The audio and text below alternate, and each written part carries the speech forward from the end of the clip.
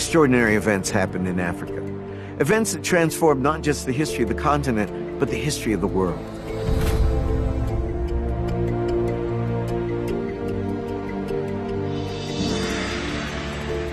A great kingdom arose and grew into a powerful empire, an empire that stretched all the way into Arabia.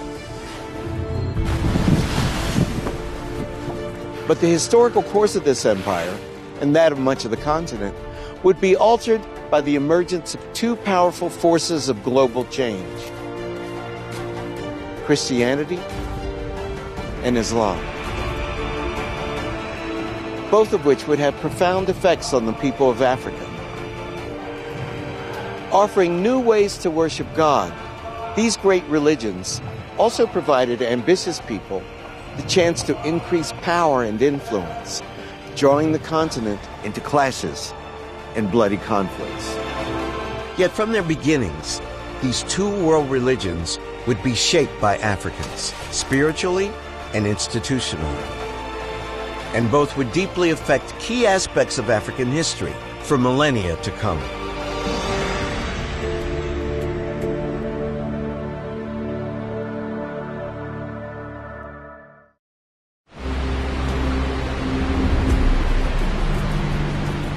The Horn of Africa, where the Red Sea meets the Arabian Sea.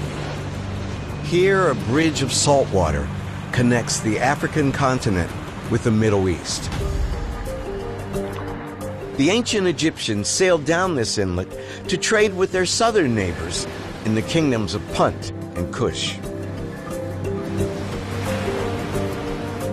Greeks and Romans, Persians and Byzantines would follow, eager to acquire the luxury goods that had fired the imagination of Egyptian pharaohs.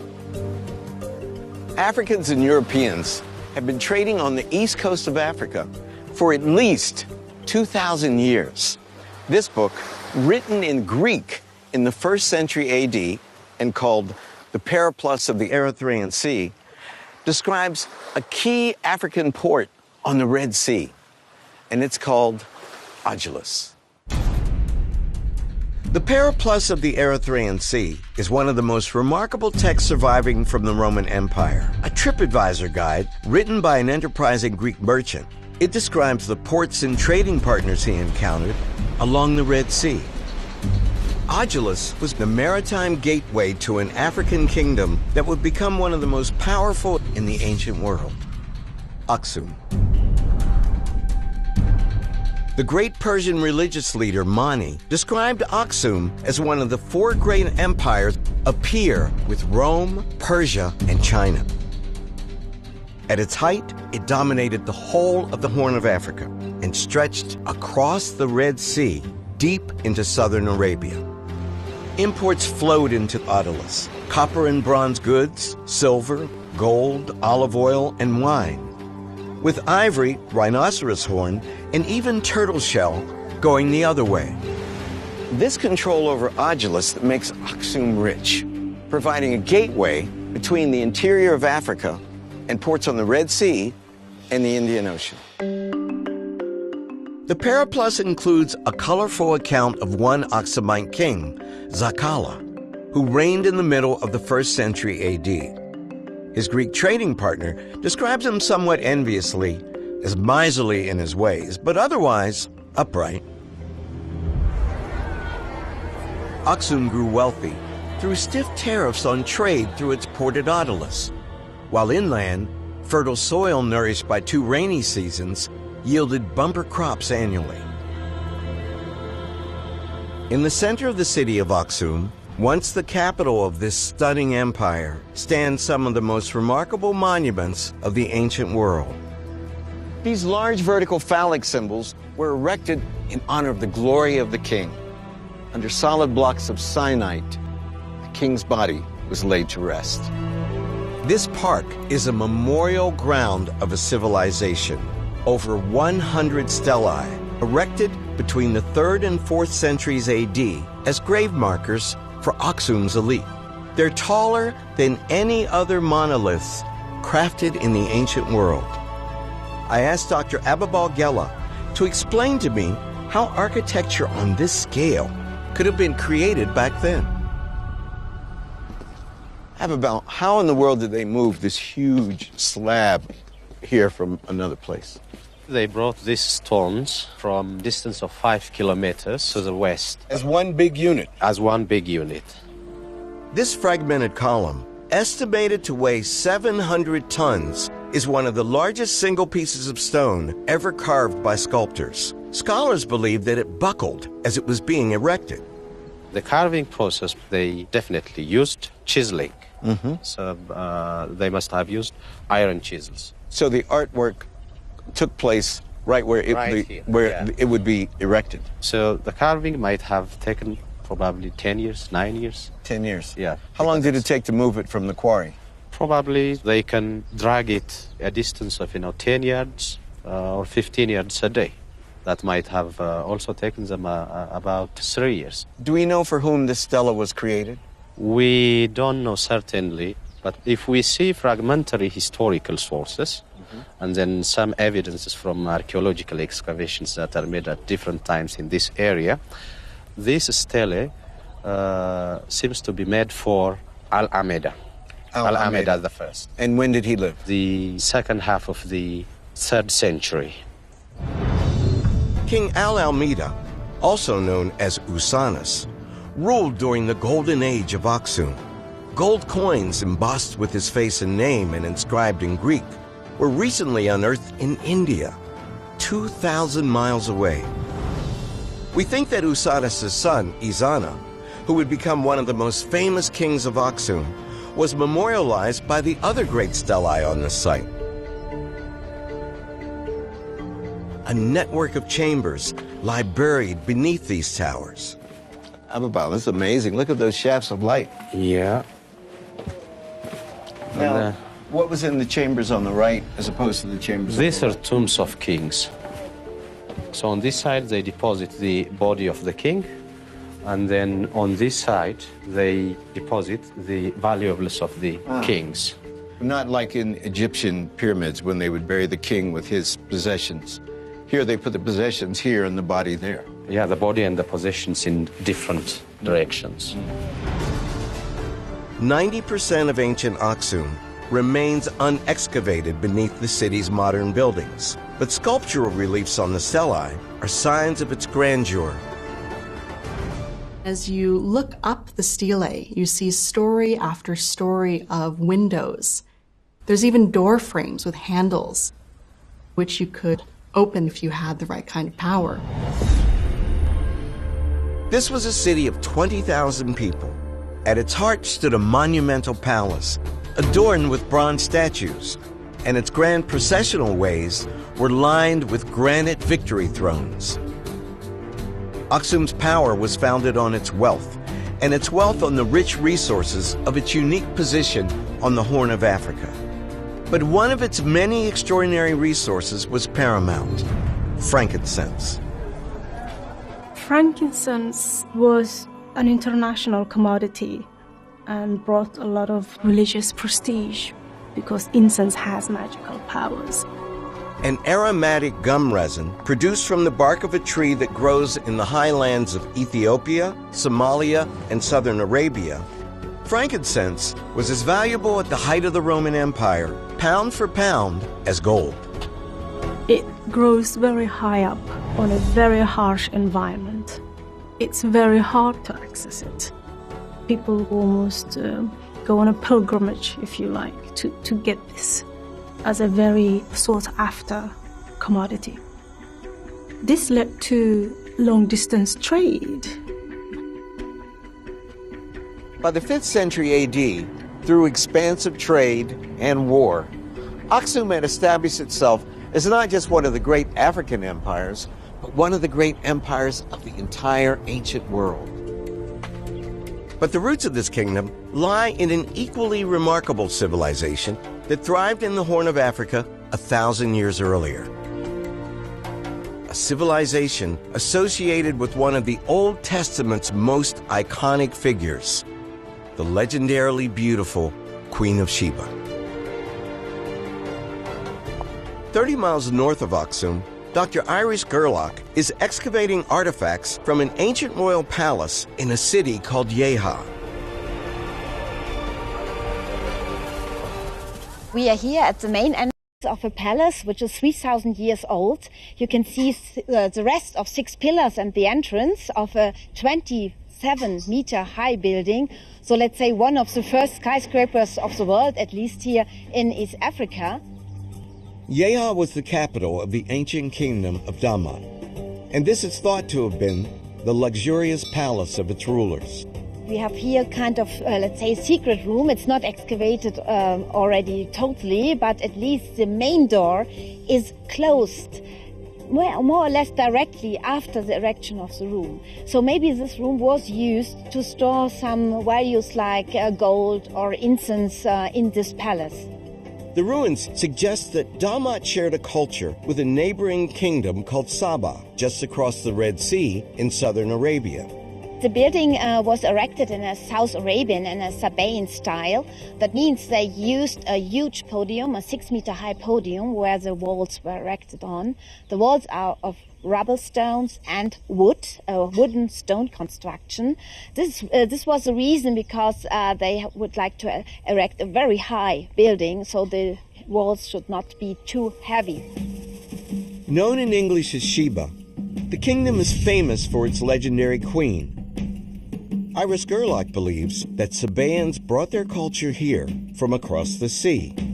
Some group of Sabaeans, they came to this area and they erected this kind of palace, 800 BC. They settled here, had a kind of community with a lot of sites, and Yeha is the capital of this community. While some scholars see Yeha as an offshoot of Saba, others argue that Damat's kings actually hired or imported Sabaean architects to build their palaces, and in fact, ruled Saba at the time. For centuries, these kingdoms had a symbiotic relationship, sharing religious beliefs and culture. Near the palace stands one of the oldest stone structures in Africa, the Great Temple of the Moon. Built in the 5th century BC, about the same time as the Parthenon in ancient Greece, it's the most enduring testimony we have of pre-Christian beliefs in the Horn of Africa. We know a little bit about what happened in the Temple of Yeha because of fragments of altars and inscriptions that archaeologists have found in the temple. These include small basins with carved out tops that we believe incense was burned in, as well as stylized carvings of ibexes, which are a kind of horned animal. These engravings of the crescent moon, carved in stone, are symbols of the god Almaka.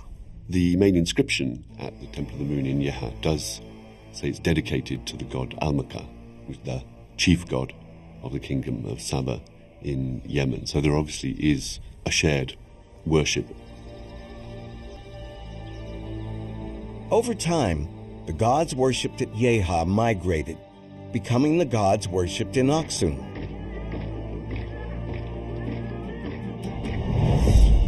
But in the early 4th century AD, Aksum itself was about to be transformed by a revolutionary force sweeping through much of the ancient world.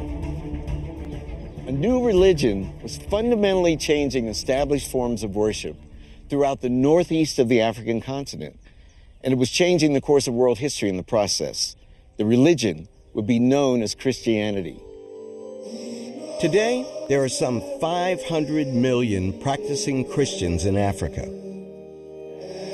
And many of us would assume that Christianity came to the continent with European colonialism. Nothing could be further from the truth. Christianity took root on the African continent as quickly as it did in the Middle East.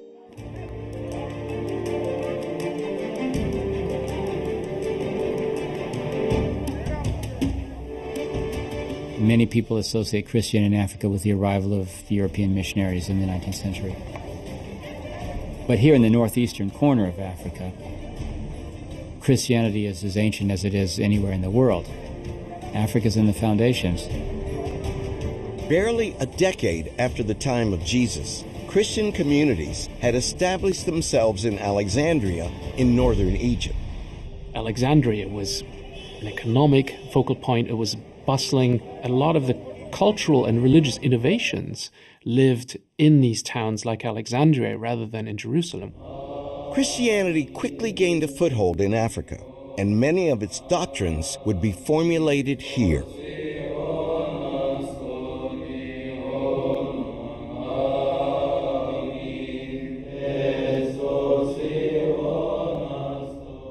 In many ways, Africa in the Mediterranean world was incredibly important for theology. So the main theologians weren't sitting in Rome.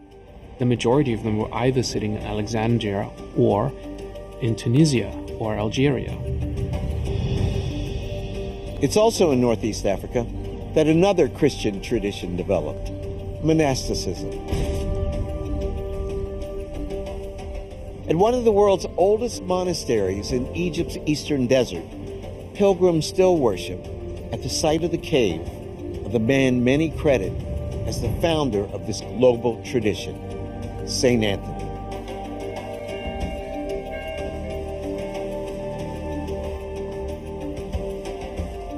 Egypt is the cradle of monasticism in many ways. The idea that you go into solitude and that you stay there and that you form your community around this experience, this is a very early development by these people who move in the desert, and it is sort of a movement that wants to recapture this early Christian life of feeding the poor, of being self-sufficient, of working to make that part of Christian life and not just this educated, learned, liturgical Christianity. This comes from Egypt. The monastery becomes a kind of wellspring for teaching, for thinking, for religious engagement, but also for holding and preserving the key tenets of the faith. By the beginning of the 4th century, the new faith had grown from a small persecuted sect to one of the most dominant religions within the Roman Empire. And now, in what is today Ethiopia, the powerful kingdom of Aksum itself was about to undergo a profound religious conversion. And this momentous transformation began not as it usually does among the people, but at the very apex of Aksum society. Because one of the first converts in the entire kingdom would be the king. King Ezana would become one of the most celebrated leaders in African history, not only for his imperial adventures, but because of a personal decision that would change the course of Ethiopia's history, and in some ways, the history of Christianity itself. Ezana became popular after his reign. And most of the people in Aksum and other places, they give Ezana a special place in Aksumite history because of his conversion to Christianity. In King Ezana's conversion story, history and myth collide. So the conversion of Aksum, we have a legend of two boys, Frumentius and Aedesius are their names. They traveled with their father, a Christian merchant, going down the Red Sea, and they are subjected to piracy. The father's killed.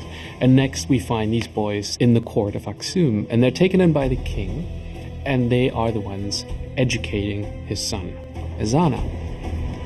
According to one recounting, Frumentius and his brother were Syrian Christians, traveling back from India in the early 4th century AD. His passion for his religion was so compelling, the story goes, that young King Ezana decided to embrace this new religion as his own. In the story, we have a lot of truths embedded. The first one being, Aksum wasn't on the outskirts of the world. It was right along the trade routes toward India, toward Oman. So the father who goes out to trade reflects the connections that Aksum actually had. No matter how it originated, Ezana's conversion is no myth. These Aksumite coins reveal that a momentous change occurred in the kingdom in the 4th century. Dr. Ababal Gela explains. These coins more than their economic importance, they tell a lot of history. There are two kinds of religious symbols on Aksumite coins. The earlier ones, they have the symbol of a crescent and a disc. So the crescent, it symbolizes the moon god Almaka. And then the disc symbolizes the sun god Shamash. These gods had been piously worshipped in the great temple of Yeha and across the Horn of Africa and southern Arabia for over 1,000 years. But during Ezana's reign, around 350 AD, the design of Aksum's coinage dramatically changed, becoming the first coins in the world to bear a Christian symbol. Those coins of Ezana that were minted after his conversion to Christianity, they have the symbol of the cross. A coin is a very good medium to tell people also that we are Christians. Seeing the kingdom's religion featured on its currency shows us two things: the power of its spiritual belief and its extensive commercial ties with Christendom.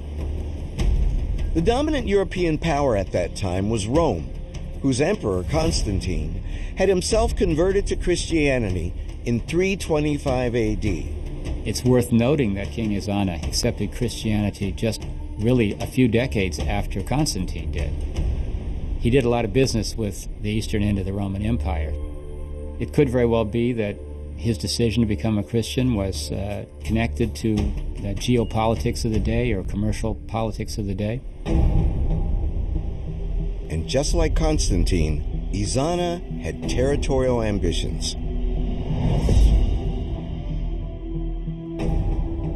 In the middle of the 4th century, Aksumite armies forged their way inland along the Nile Valley, invading new territories and heading for the great city of Meroe, the third and last capital of the ancient kingdom of Kush.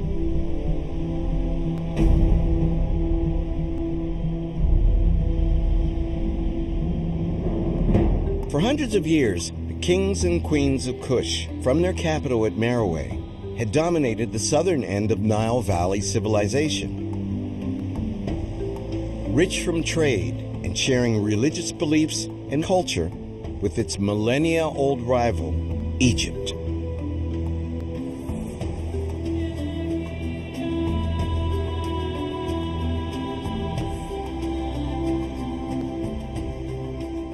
But by the 4th century, eclipsed by Aksum's rise, Kush was in decline.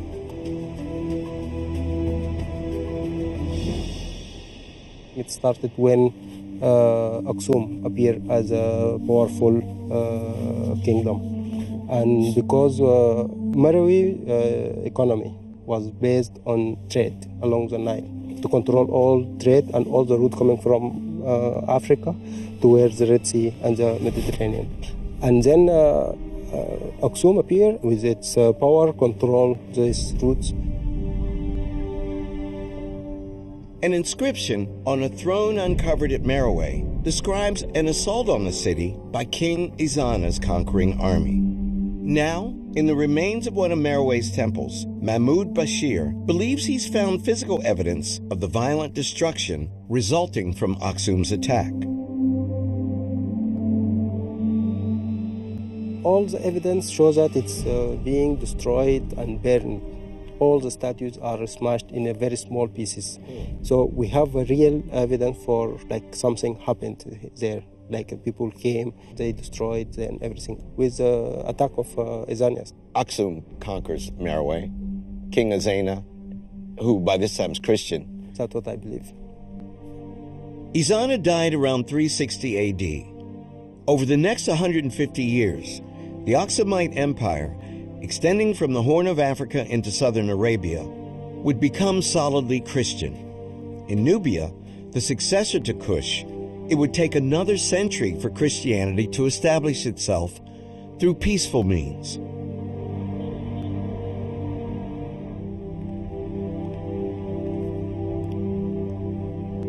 Here in Khartoum, at the National Museum of Sudan, is housed an extraordinary collection of Christian artworks. In the 6th century, Christian missionaries from Constantinople traveled up the Nile and began the conversion of the 3 Nubian kingdoms that had arisen after the fall of Kush. Spread of Christianity has a lot to do with establishing connections. So if you have missionaries coming from the north, you're not just interested in the texts they bring. You want to do trade. You want to be able to travel there yourself and have people who will sponsor these travels. You want to establish various connections.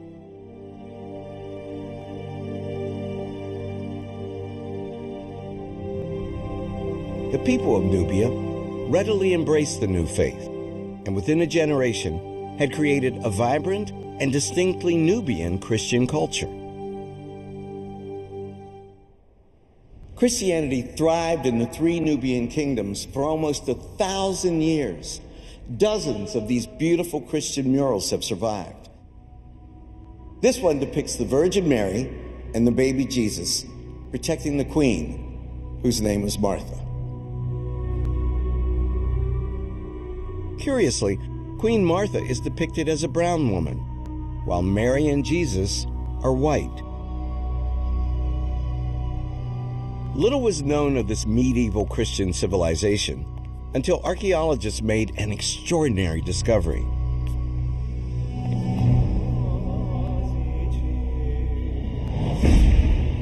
Buried in the Nubian desert were the remains of a 7th century Christian cathedral in Pharos, once the capital of the Kingdom of Nobatia. The cathedral is now submerged under the floodwaters of Lake Nasser, but this series of exquisite frescoes, created during the earliest era of Christian Nubia, was saved.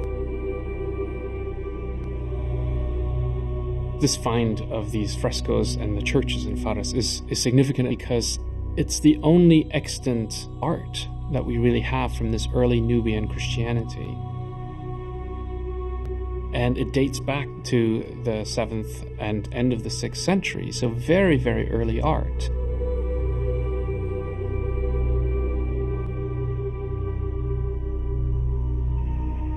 This nativity scene once covered the eastern wall at Pharos Cathedral. It shows the Virgin Mary in repose and crowned like a Nubian princess. Watching over her are the archangels Michael and Gabriel. In the crib, the infant Jesus lies warmed by the breath of the animals. And in the corner stands the figure of a Nubian king. The Christian kingdoms of Nubia would flourish along the southern reaches of the Nile from these rich beginnings to the 15th century.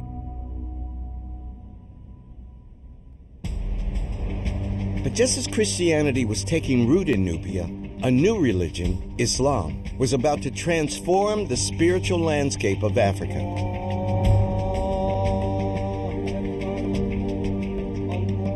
From the deserts and oases of Arabia, a conquering force powered by faith was on the move.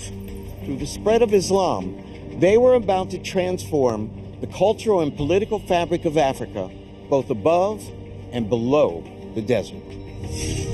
This contact remains one of the most significant events in the history of Islam, a first emigration of Muslims, not to Medina, but to Africa.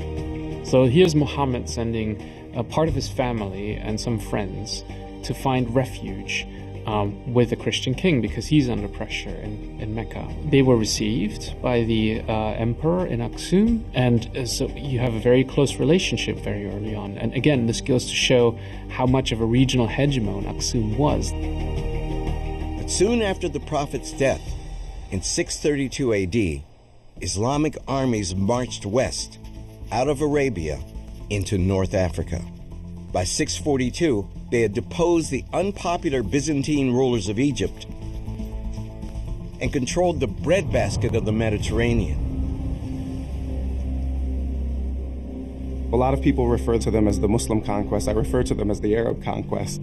There wasn't the establishment of forced conversion under a kind of military rule. What was established was Islamic rule of law.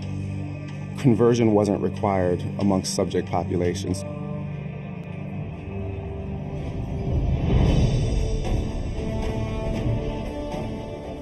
Islam comes to the African continent pretty early in places like the Horn of Africa.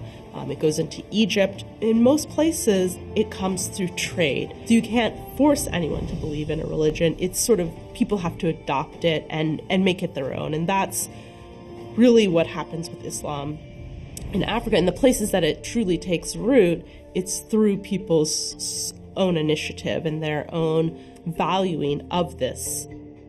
What happens in North Africa is you have the establishment of a kind of Islamic political rule that isn't necessarily all that Islamic, from a religious standpoint, in important parts of its history, but is nonetheless, it's a rule by Muslims.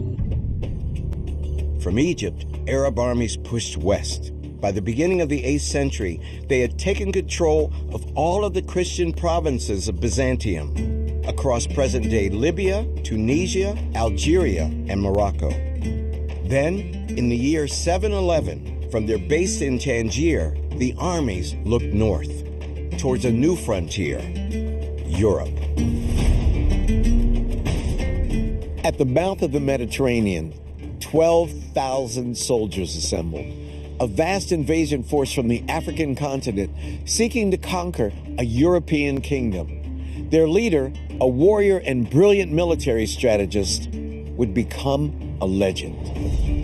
His name was Tariq ibn Ziyad. It said he was born a slave, but rose to become a fierce fighter and general. So impressive were his military feats in helping to capture the North African city of Tangier that he was made its governor. But Tariq wasn't an Arab.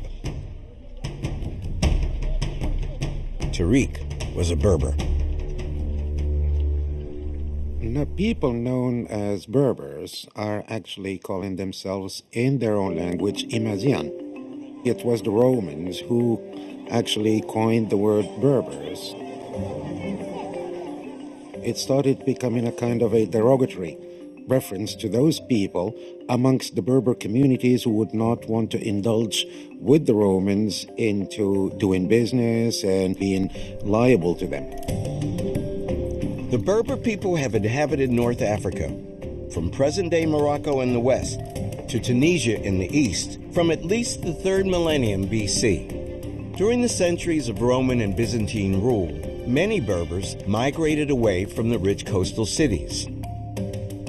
Inland, they resisted foreign colonial rule, preserving, over centuries, their own distinctive and diverse culture and traditions, deeply rooted in the mountains and fertile plains of North Africa. Berbers were tough fighters.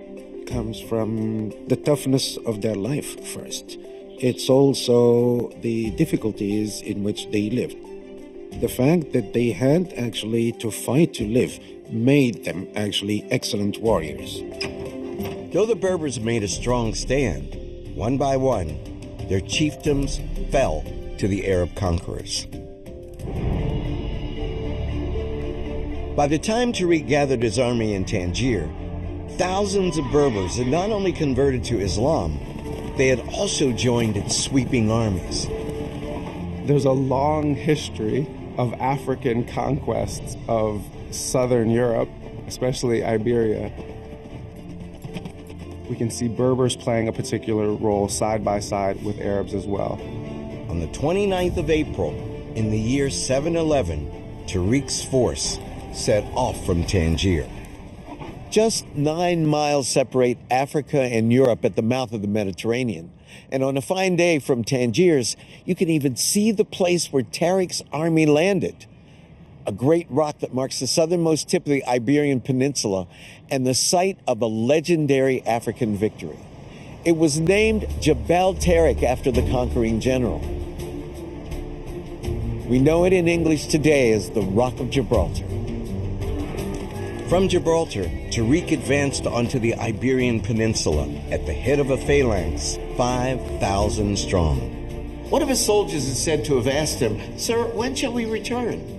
He answered, "We haven't come here to return. Either we shall conquer and establish ourselves, or we shall perish."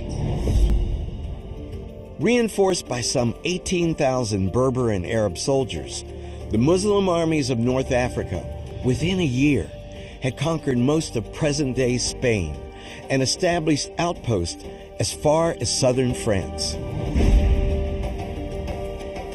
Recalled to Damascus, Tariq would be dead within 10 years. But his conquest helped establish a new Islamic civilization, stretching across North Africa and much of Spain, which would endure for over 800 years and create a cultural bond between two continents.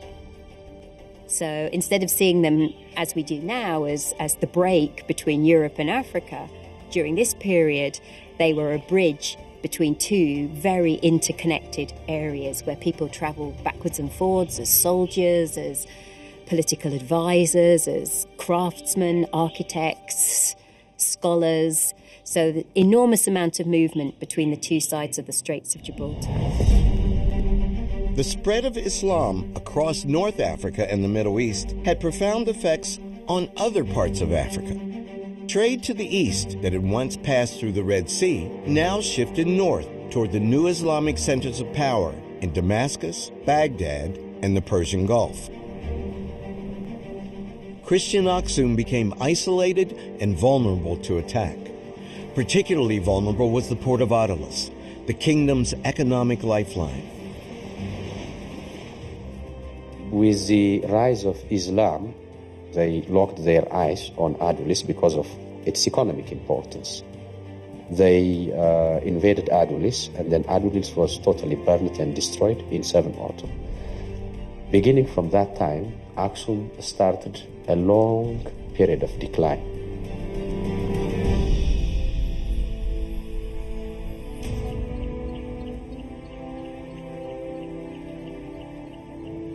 But in the 11th century, a new dynasty would revive the fortunes of Ethiopia's once great Christian kingdom and create one of the most spectacular of all religious sites in Africa and in the world. Lalibela, 12 extraordinary churches carved out of the living rock in the Ethiopian highlands. One of the most extraordinary architectural achievements that the world has ever seen.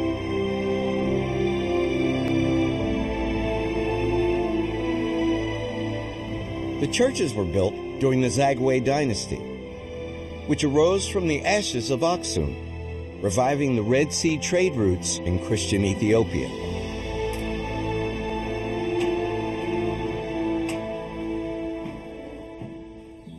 Built before many of the great cathedrals of Europe, they are an astonishing feat of construction, design, and imagination.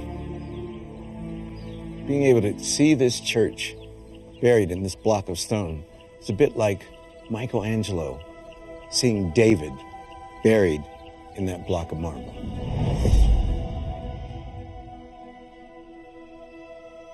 The most celebrated king was Lalibela, and according to legend, he was instructed by God to build a new Jerusalem in Ethiopia. According to the saint's biography of King Lalibela, it was said that he had a vision. And during that vision, he made a pact with God. God told him that if you build these churches I'm showing you, I will make you king. Angels were said to have transmitted the plans to him and to have assisted him night and day as he dug for 24 years to build all of these churches. Lalibela is one of the very few Ethiopian kings who has ever made a saint. King Lalibela built these extraordinary cathedrals. They had literature, they had all sorts of things that were happening during that period, so it was clearly a very vibrant time. Carved in the shape of a cross, the Church of St. George is the most celebrated of all the magnificent buildings in Lalibela's sacred complex. But deeper within this complex is a church that contains replicas of the tombs of Christ and Adam, and is considered the holiest part of Lalibela. It's the Church of Beta Golgotha.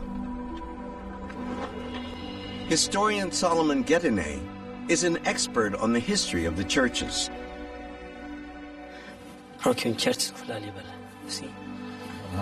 Look at here. Of course. Oh, look at the altar.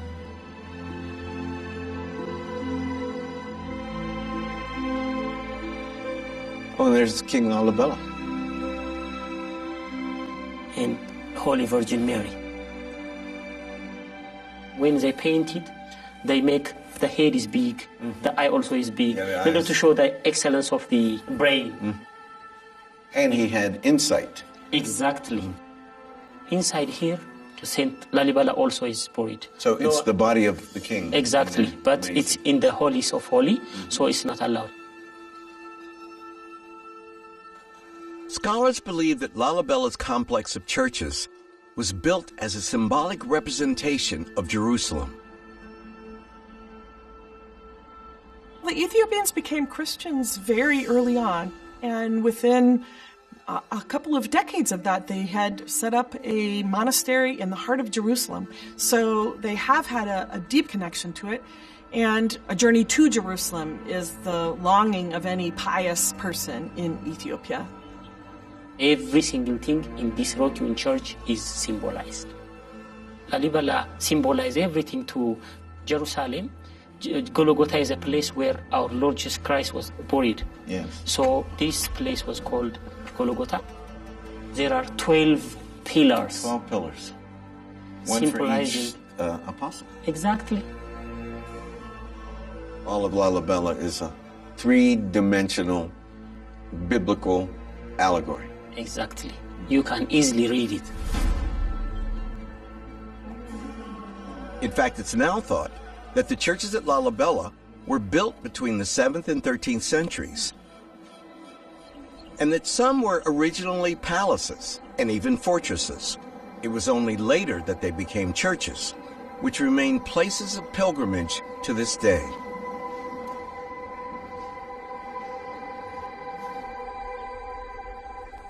These are not buildings in the sense that you take bricks or stones and put them one on top of the other. These are massive sculptures that have been carved out of living rock. Lalibela is like no other place on earth. You get a sense of the creation of kind of an ideal paradisical setting because it's hewn of living rock, and much like other African architecture, it is sculpture in its own right, but sculpture one can walk into and move around. And what is particularly remarkable there is how one experiences religion and the personal pilgrimages one has to take to get there that are a central part of this whole tradition.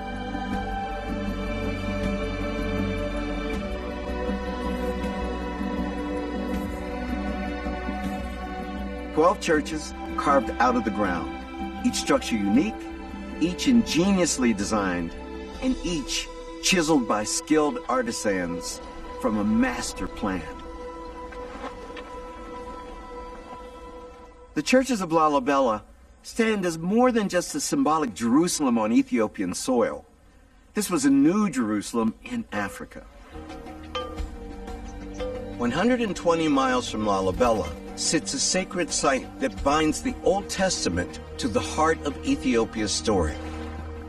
Lake Tana in the Ethiopian highlands, the source of the Blue Nile, which for many conjures the sacred river Gihon that flowed out of the Garden of Eden. On its islands nestle 20 ancient monasteries, dating from the 8th to the 18th centuries, each one a paragon of Ethiopian art. Lake Tana is one of the most important places for both the Orthodox religion and for Orthodox art. It's a location in which monasteries and churches were able to really flourish and to remain protected, even in moments of peril. In churches and monasteries such as these, the Ethiopian Orthodox Church developed its signature style of painting, still visible here today. There's that visual complexity, the kind of sensual power that these works offer that make you want to look very carefully.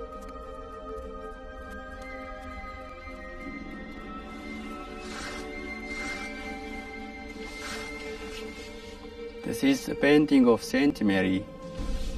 Mary is very important. She's the mother of Jesus Christ, like an intermediate between human and God.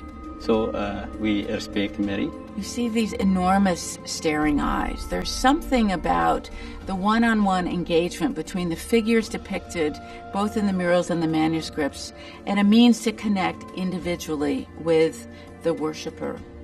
What you can also see is this bold set of colors, the rich reds, blues, and greens, often with carefully delineated marks that frame one particular element from another.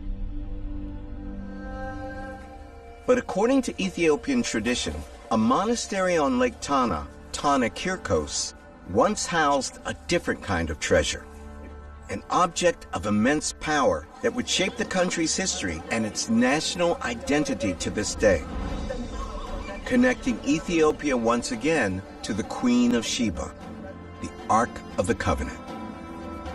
At least since the 10th century AD, Ethiopians have claimed that the original Ark, containing Moses' stone tablets inscribed with the Ten Commandments, has been housed in their country. According to the national epic, the Kebra Nagast, when the Queen of Sheba visited King Solomon in Jerusalem, they conceived a son, Menelik. Menelik, years later, returning from a visit to meet his father, brought the ark from the temple in Jerusalem to its new resting place. In 1270 AD, this powerful myth was used to justify a violent coup that brought a new dynasty to power in Ethiopia.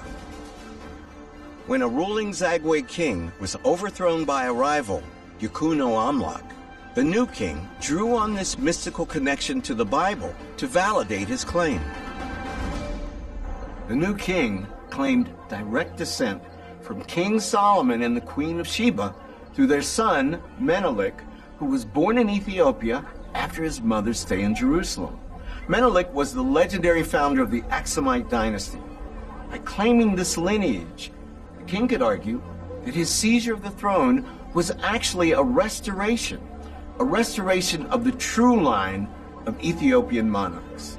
The Solomonic dynasty, founded as an extension of this extraordinary lineage, descending from King Solomon and the Queen of Sheba, would rule Ethiopia for the next 700 years. They are claiming descent even from a holy family.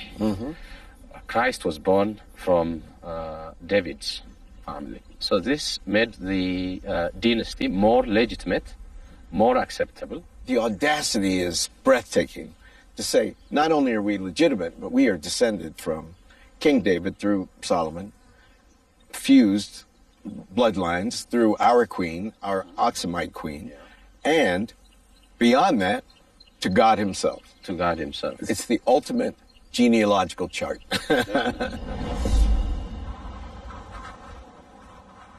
It is an extraordinary way of legitimating the kings of Ethiopia by taking the power of the Bible, the power of the Israelites, and accruing it to themselves.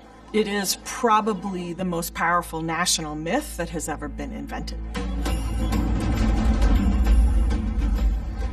To this day, the Ark of the Covenant plays a profound role in the religious life of Ethiopia.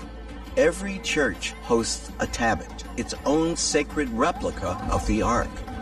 In Ethiopia, the Ark of the Covenant is often called Zion, or Zion, and this is where God lives. Each one of them is a sign that God is here, God is dwelling with us and protecting us. And Ethiopians celebrate their deep-rooted connection to the Ark every year at the Festival of Timkat, the Ethiopian Orthodox Church's celebration of the baptism of Jesus in the River Jordan.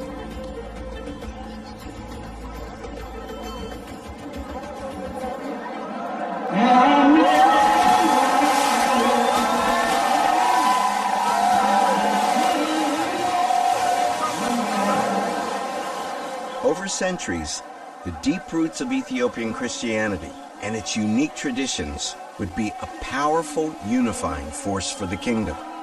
The bond and the solidarity of the Ethiopian population framed around Christianity was something that gave them a real strength and a real sort of political hold on that area that made this one of the only places in Africa, indeed the only place that never was colonized.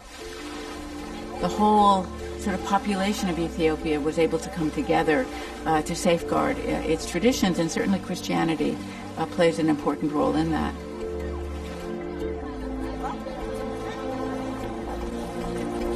Ethiopian Christians still believe that the Ark of the Covenant resides in Ethiopia, hidden from view in a small church in Aksum, the city where one of the ancient world's greatest civilizations was born. The myth of the king's descent from King Solomon and the Queen of Sheba, and the legendary presence of the Ark of the Covenant here at St. Mary's Church in Aksum are the cornerstones of the Ethiopian Orthodox Church. These stories assert Ethiopia's direct historical link to the wider Christian world, of course, but also the nation's special duty as guardian of the Christian faith. From their earliest days, two of the world's great religions, Christianity and Islam, put down roots in Africa. These revolutionary new faiths not only transformed the history of Africans, they were shaped in turn by Africans, who created and bequeathed to the world some of our most profound cultural legacies.